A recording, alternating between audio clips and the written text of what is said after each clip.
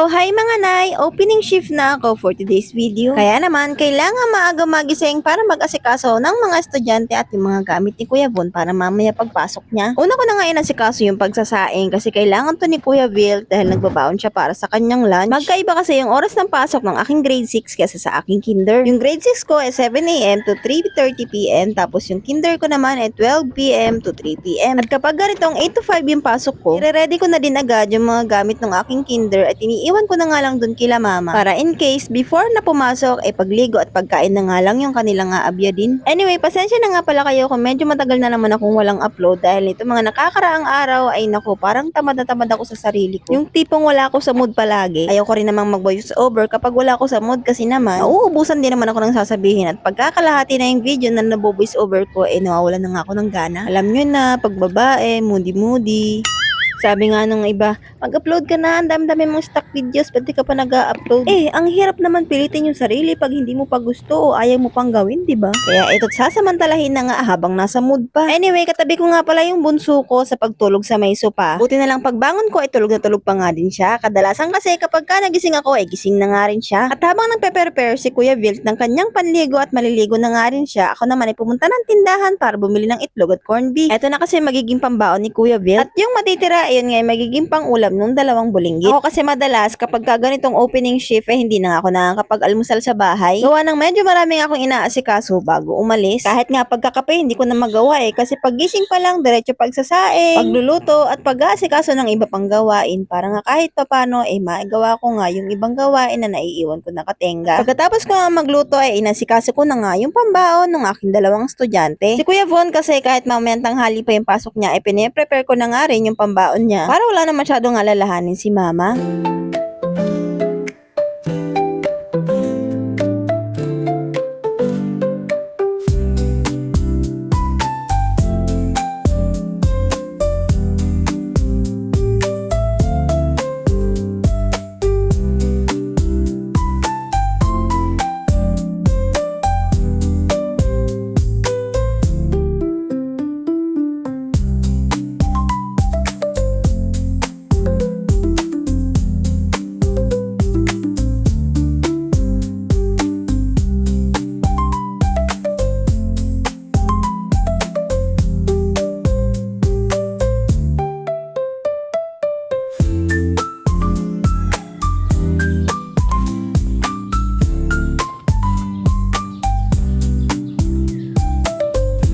By this time nakapasok na nga si Kuya Vil at ito naman mga gamit ni Kuya Von yung inaasikaso ko at iiwan ko nga to kala mama. Lahat ng gamit niya, baon, uniform, pati yung bag niya inaayos ko na para mamaya maliligo at kakain na nga lang siya at hindi na magkukumahog pang hanapin yung mga gamit niya kung saan nakalagay.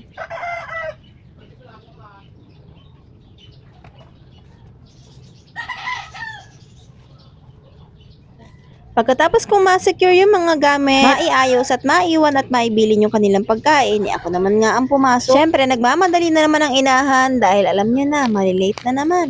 At pagdating sa work, eto nga yung mga ilang pasilip ng pag-aasikaso namin dito sa store. Dito na nga rin pala ako nag-almusal at bumili nga lang ako ng arroz caldo sa katabi naming tindahan.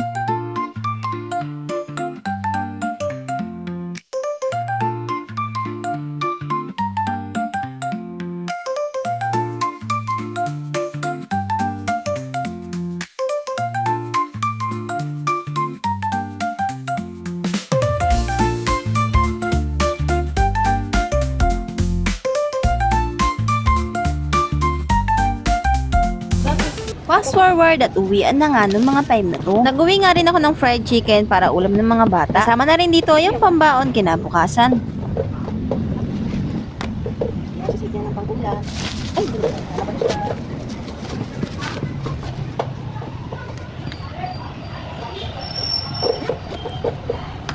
At syempre dahil nagtitipid nga tayo, maglalakad nga lang tayo pa uwi. Maaga pa naman kaya maliwanag pa ang daan, hindi dapat matakot. Pero kahit naman madilim ang daan, pag uwi ko, di ba? Hindi naman ako takot. Char. Pahinga lang ng konti at pagka-uwi ng bahay, diretso na naman nga uli sa mga gawain. Since meron na kaming ilaw sa kwarto, itong solar ilalabas ko nga sa may kusina para medyo lumiwanag naman at mas madali ang paggawa.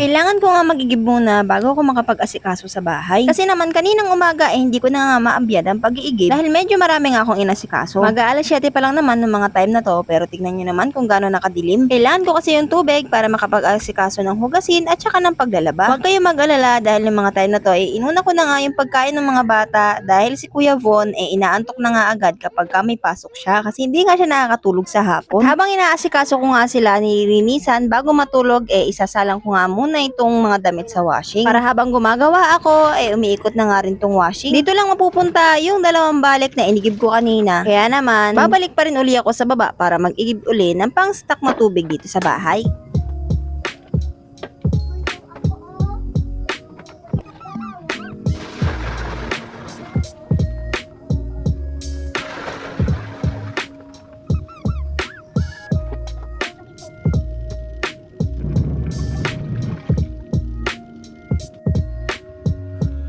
At habang ginagaya ko nga rin para matulog yung dalawang bulinggit, eto naman si Kuya Bill at dumating na nga galing sa pamamakaw at medyo marami nga rin siyang nabakaw. Sabi ko nga hindi rin namin lahat may luluto yun dahil meron pa nga kaming ulam. Kaya naisip ko na lang na lumabas muna kami para bumili ng yelo. Total meron naman kaming maliit na cooler, doon nga muna namin to ilalagay. At ipalalagay ko na nga lang sa freezer sa store kinabukasan. May yelo pa po? Meron. Dalawa nga po.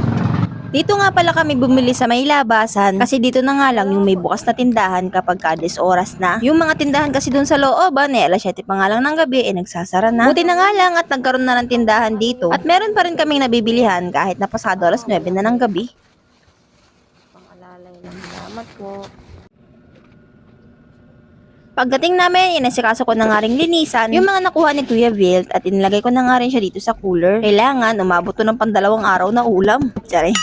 At syempre, to be continued na nga uli ang aking paglalaba. Bukas ng umaga ko na nga lang siya babanlawan para diretso sampay na. Total pang umaga naman ako at sa hapon ay kukunin na nga lang siya. Tinatapos ko nga lang tong paikutan lahat para pagkatapos babrushin ko na nga lang yung may mga makikita akong mancha at diretso banlaw na lang din yung mga dikulay. Habang pinapaikutan ko nga tong mga damit, etong dalawang bulinggit ko hindi na nga rin nakatiis. Nauna na nga nakatulog si Kuya Wilt at sinundan naman ni Kuya Von. Maaga nga talaga nakakatulog yung dalawang estudyante na yan, gawa ng pagod nga rin sa school. At eto namang bunso ko hindi pa nga daw siya inaantok. Kaya naman, nandito pa nga rin siya sa tabi ko at nangungulit. Nilipat ko na nga rin muna si Kuya Von sa tabi ni Kuya Bill kasi medyo malamok nga dito sa labas. At pagkatapos, nagbawas na rin ng konting kalat.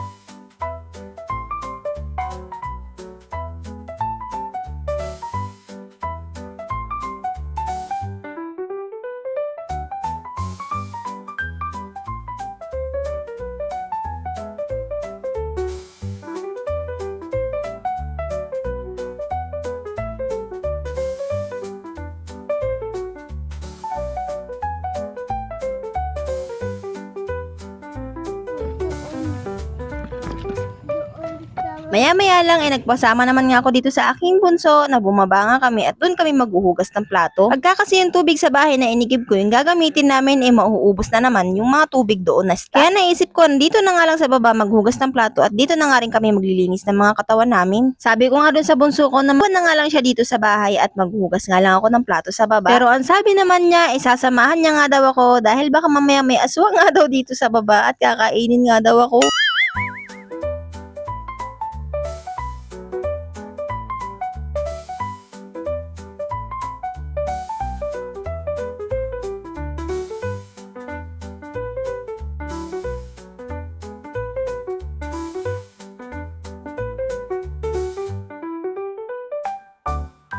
Dito na nga rin kami naglinis ng mga katawan namin para kahit pa paano makatipid nga sa tubig. Nakakapagod din naman talaga kasing mag-igib. Kala nyo sa akin, superwoman ako na lakas-lakas ng powers ko. Ay nako, pag napagod din ako sa kakaigib, ilang araw din ako nakahilata. No? Pag uwi nga namin, pinabihis ko nga rin agad si Bunso dahil ang sabi niya inaantok na nga daw siya. Kaya habang binabanlian ko nga itong mga plato na hinugasan ko, naghiga-higa na nga rin siya dyan sa sopa. Pagkatapos ko ang mailagay yung mainit na tubig, hinayaan ko nga muna siya dyan nakababad. Nag-proceed na nga rin ako sa paglalaba dahil kailangan ko na nga niyang tapusin itong pagpapaikot itong mga labahin na ito. At kung nakikita nyo, 11:51 PM na, nag-iingay pa nga rin itong aking washing machine. Diyos mio. Hindi na nahiya sa mga katabing natutulog no? Nung mga time nga rin na to, medyo umulan-ulan. Buti na nga lang at meron na kaming bubong dito sa may labas. At nakatulog na nga rin itong aking bunso, kaya naman ililipat ko na nga rin siya dun sa loob. Pasensya na nga pala at may dumi yung aking short dyan at hindi pa nga ako nakakapagpalit. Pagkatapos ko mailagay si bunso sa kanilang higaan, inisikaso ko na nga rin isalansan itong mga hinugasan kong plato. Hating gabi na, kaya naman dahan-dahan yung paglalagay ko ng mga plato na yan para hindi nga ako makapag-produce ng ingay. Meron kasing baby sa katabi naming bahay.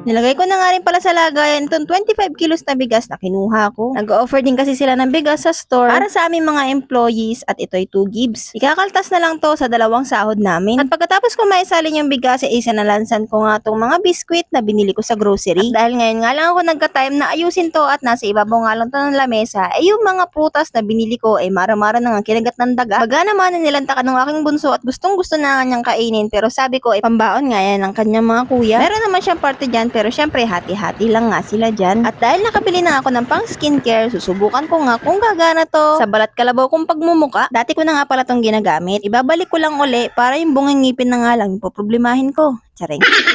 At pagkatapos nga ng skincare, syempre magpapahinga naman na ang nanay nyo. Ng mga time na to sa pagkakaalala ko, alauna na nga ng madaling araw. Pero ngayon pa nga lang ako magpapahinga. At dito ko na nga po muna tinatapos itong video na to. See you sa next video po. Thank you for watching.